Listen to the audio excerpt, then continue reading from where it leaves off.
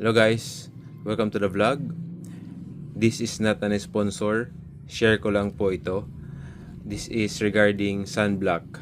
Ito yung madalas na nakakalimutan ng mga cyclist. Anyway, we are exposed under the sun. Nag-ride tayo ng matagal under the sun. May it be cloudy or sunny or scorching hot, the UV rays are still there. So, kailangan natin protektaran yung skin natin to avoid damage, dark spots, or sunburn, or whatsoever.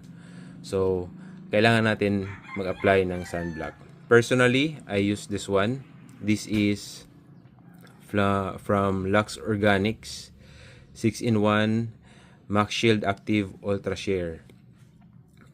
SPF niya ay 150 and may cooling effect na siya guys, and water resistant.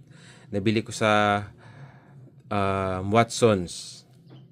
This is I think 350 pesos, nakalimutan ko na. 6-in-1 Max Shield siya guys, and kagandahan pa nito ay face and body na siya. Hoping na gumawa sila ng sachet para compact and madala natin sa ride. And actually, ito na yung bago ko. Same product.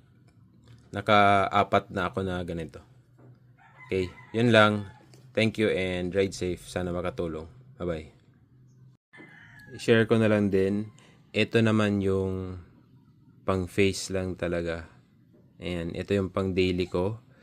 50 SPF, and ito naman pag long ride na dala-dala ko sa back pocket ng jersey. Pang face lang to. Ito yung ina-apply ko pag after 2 hours na na-ride.